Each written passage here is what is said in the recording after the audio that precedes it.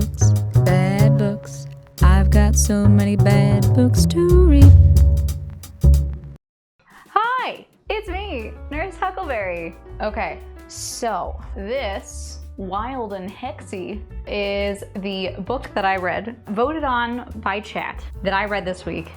And I actually did a full write-up on it this time, so I have a lot to talk about this book. And oh boy, was it wild. I hope you guys enjoy this. So this book, Wild and Hexy, written in 2008 by Vicki Lewis Thompson. Who can refuse a little hex? After gaining 20 pounds from her Dairy Queen, Annie Winston dreads going back to Big Knob, Indiana. But Annie hasn't changed half as much as her hometown has since Dorcas and Ambrose Lowell moved in. Former matchmakers for witches and wizards, they're plying their unconventional trade for humans, and they have the perfect match for Annie. Okay, so this story starts out, Annie's a journalist and living in Chicago, and she gets into a skiing accident and breaks her ankle. Her then picky and judgmental husband, Zach, we don't like Zach, right? Zach leaves her for another woman, right?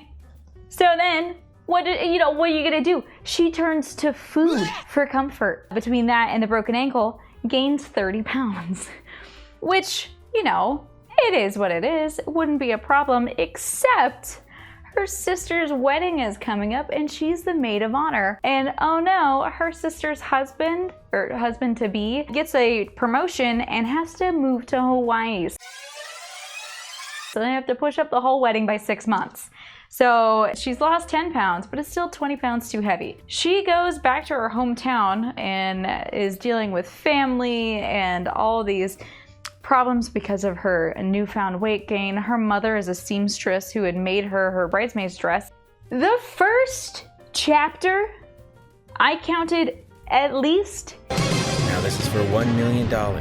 How many fat-shaming references were there in chapter 1? 6 Correct! Separate fat-shamey references where they're all just being like, well, you're busting seams, and like, maybe you should have laid off the Snickers.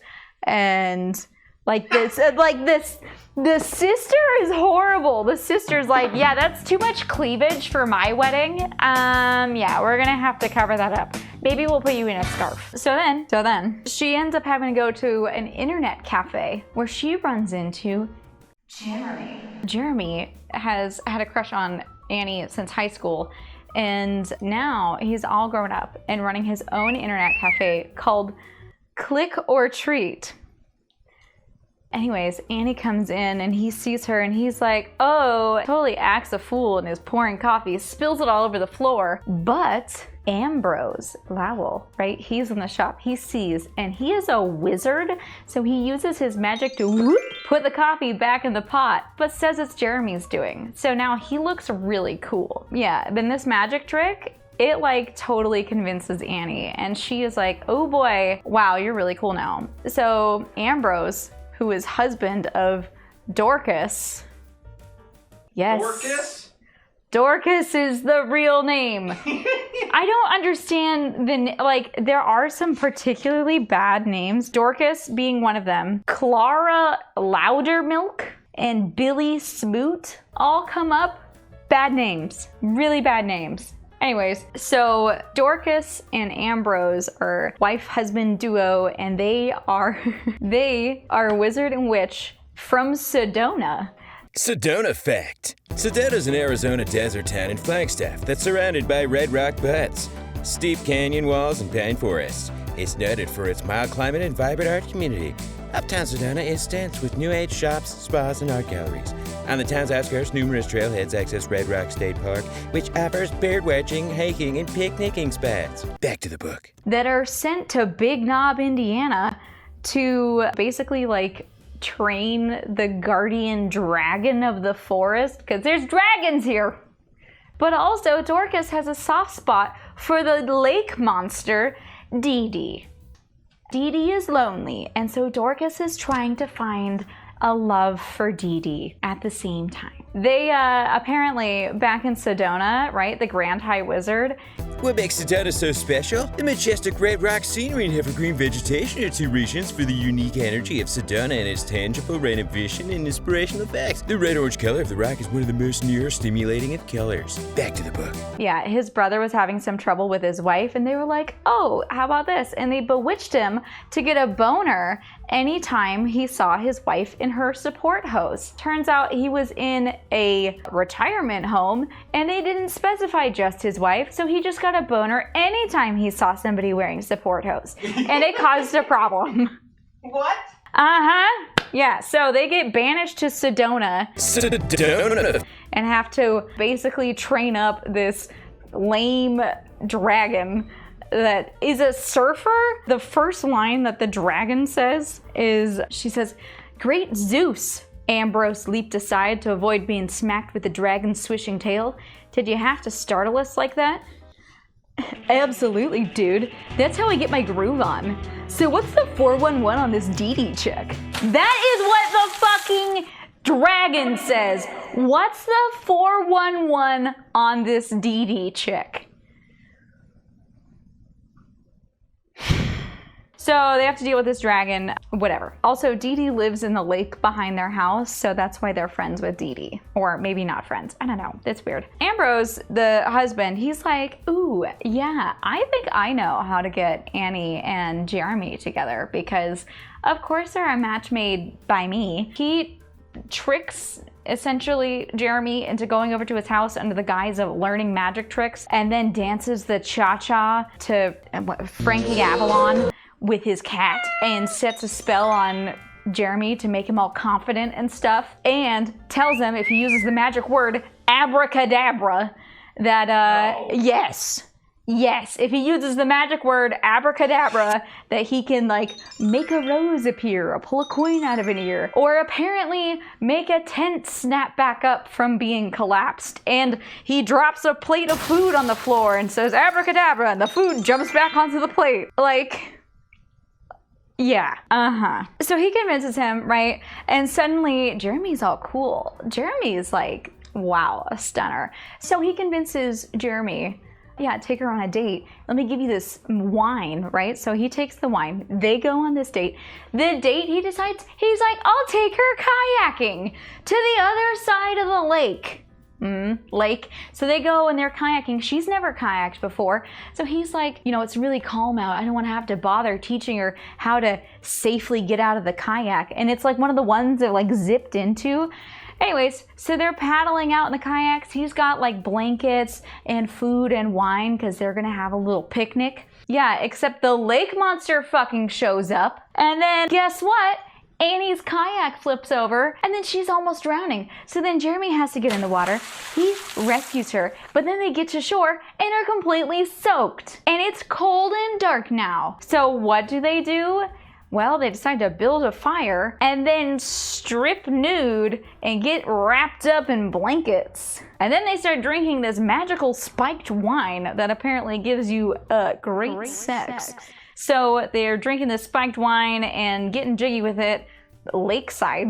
And then they're like, okay, time to go. And they don't address how they get back across the lake. They just get back across the lake, right? So Annie's like, oh my God, there's this lake monster. And he's like, no, it's totally just kids playing a joke on us. And she's like, no, I think it's really a big thing. Like, you didn't see it. I saw it. It was huge. And he's like, no, it's kids playing a joke. You know, it starts this little tiff between them. Anyways, the next day they hook up again at the internet cafe and Annie is like, hold up, I'm going back to Chicago in a couple of days and this is gonna break your heart. So yeah, I'm just gonna put a stop on this. And then she's really bad about doing that. Yeah, doesn't work out super great. Now, mind you, there are some funny parts in this book. I don't know how funny they're meant to be, but they were pretty funny. I love this. This is Annie looking at Jeremy. She glanced at him and discovered that his profile was quite nice to look at. The leash he'd attached to his glasses made him look like the athletic type, but it was more than his accessories turning her on. Ooh, athletic leash? A man who doesn't want to lose his glasses? Huh. Whew. Getting hot and bothered. This is after their on the beach. They're getting undressed. The sound of her undressing should have, by all rights, given him a boner. But he was so cold that everything was shrinking. He hoped she wasn't sneaking a peek. She might not understand how cold could affect a guy. "I won't turn around until you say so," she called out. "Okay."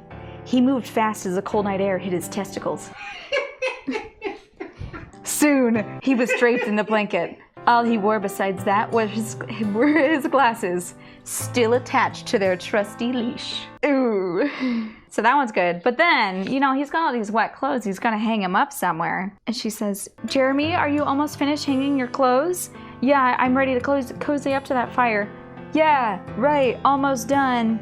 He started flinging his clothes over the stick and managed to knock it, along with her underwear, into the sand. That meant picking everything up, including the delicate bits of black lace that had touched the areas he most wanted to touch too. The cold air no longer had an effect on the family jewels. As he brushed the sand off her panties, his rose to the occasion. Maybe he should just hang his briefs on that and be done with it.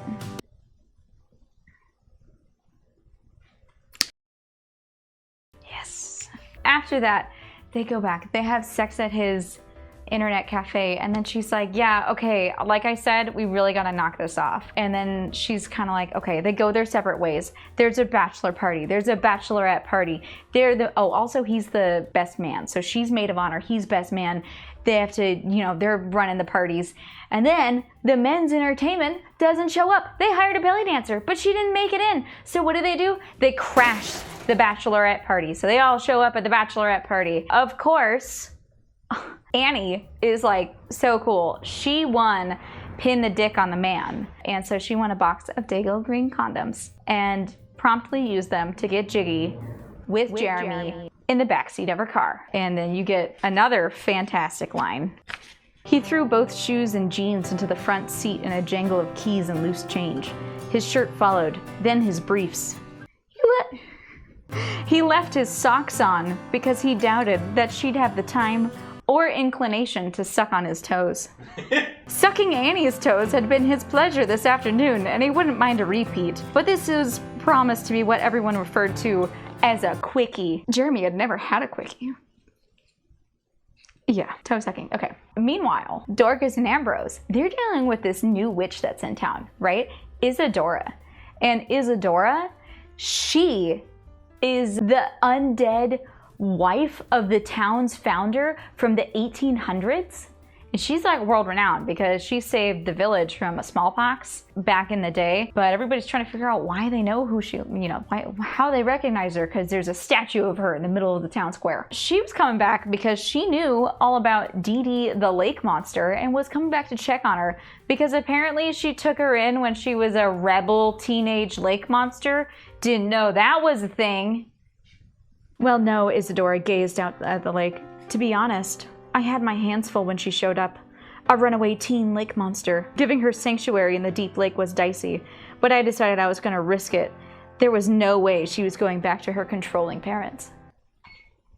It's a lake monster. They don't even say what kind of lake monster. They just call her a lake monster the whole time. So Dorcas is like, oh yeah, I'll get Annie to stay a few extra days by getting her the scoop on Dee Dee, and then she'll have to write a story about it. But Jeremy figures it out. Jeremy figures out that it's all a ruse to get Annie to stay there for a few days longer, to give him more time to fall in love. And he gets really upset. And then he's like, maybe, because he's still convinced that the lake monster is a fake, he's like, maybe this is all just a plan so that Dorcas and Ambrose can make a bunch of money by turning it into a tourist trap to see this fake lake monster, right? But they need to get Annie to write a story about it first.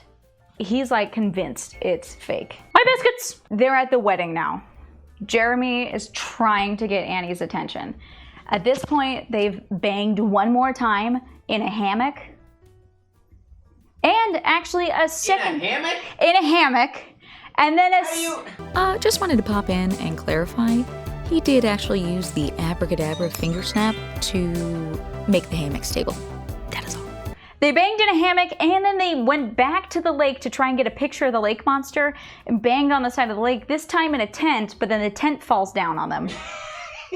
And then he's like yelling at her. he's like, will you stop moving around? I'm like trying to find the exit. And she's like, well, I'm trying to help. And he's like, yeah, but your ass is too fine. You're distracting me. I can't find the exit with that fine ass around. And she's like, okay, fine. I'll just lay here then. Pretend I'm a log. And he's like, I could never pretend you're a log. So then she goes, they get out of the tent, whatever. The lake monster appears again, right? She gets a blurry picture. He still doesn't believe it's real. He didn't see the lake monster. Things aren't going well. Tensions are high. Cut to the wedding. They haven't had much time together. She keeps dodging all of his attempts at conversation. So Jeremy's just like, fuck it. And he just gets wasted. He gets absolutely wasted. And he goes and he's like, I'm gonna find this lake monster and prove it's not real. So he goes to his house and he gets his car and then drives shit-faced to the lake. He goes to the lake and then he's in a rented tux and he gets his kayak out and is like trying to put the life jacket on and doesn't put the life jacket on and like takes his blazer off, puts the life jacket on kind of, gets in and goes out into the middle of the lake and he's trying to use his magic word to call the lake monster because he thinks that the magic word's gonna work. So he's out in the middle of the lake yelling, abracadabra, abracadabra, but it doesn't work because the magic's worn off at this point. So what does he do? For $1 more, what does Jeremy do in the middle of the lake? He stands up. Correct! In a fucking kayak, so he can yell abracadabra louder. And falls in. Cut back to the wedding. Annie is there. She saw him super shit-faced drunk. She saw him leave. Well, she didn't see him leave, but she assumed that he left. She goes to his house. His car's not there. His boat's not there. So she goes to the lake. And who did she see at the lake? This deserves a dramatic reenactment. Old Man Jenkins. I'm not kidding. What? His name in the book is Jenkins. And he's like, I know there's a monster in this lake and I'm gonna kill it. And he's got a shotgun. And he's like in his boat and she can hear the motor of the boat whirring around. So she goes out and she like can't see Jeremy. She's like, Jeremy, Jeremy, you there? What happens? But the lake monster shows up with freaking Jeremy in its mouth, carrying him to shore. And Old Man Jenkins is like, I'm gonna shoot that. And so he's standing there with the rifle going to shoot the lake monster. And then Annie picks up a rock and she's like, should I hit the lake monster between the eyes? Or should I hit Old Man Jenkins? It's got Jeremy in its mouth. And so she decides that the monster has a look of kindness in its eyes and not and not malicious intent. So she uses her high school softball skills, which have been talked about a couple times at this point, to whoosh, pitch a rock and hit Old Man Jenkins in the wrist. And he's like, ah, my gun! And drops the gun in the water, right? And then Dee Dee, the lake monster, puts Jeremy on the shore. And she's like, oh, thank you so much, the good lake monster. And then it just disappears. Cue Dorcas and Ambrose. They show back up and they're like, oh shit, what happened? So then they take Old Man Jenkins and Jeremy and Annie, and they all go back in their house, and they're like, we're gonna give him a memory potion so he doesn't remember anything. So Old Man Jenkins, basically they just get him shit-faced and stick him out in his truck to sleep it off. Then they reveal, oh, by the way, we also maybe enhanced Jeremy a little bit and gave him an extra boost of confidence. And so then Annie's like, did I even fall in love with you? Or did I fall in love with somebody else? Then they decide to go their separate ways and that maybe it just wasn't, because he didn't know he was enhanced at the time. So yeah, she's like, I don't think I even know who I fell in love with. But then, so the next morning, she drives Jeremy back to the lake to get his car, and they say their goodbyes. He drives off, and then she sneaks back and sees a blimp. And she's like, what is a blimp doing here? Turns out the witches and wizards, they found another lake monster named Norton that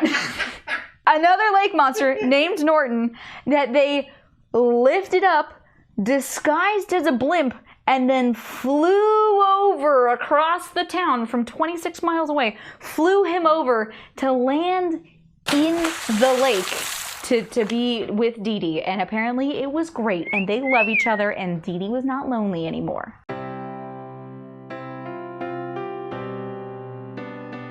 Now, Annie had a hard time. She was hiding in the trees for all this, and she was looking and watching and gonna take a picture to get that scoop, to get that big news journal article, and then she decided not to. She wasn't gonna do it. She was gonna let them live their lives. She leaves, it goes back to Chicago. She's there for like a month.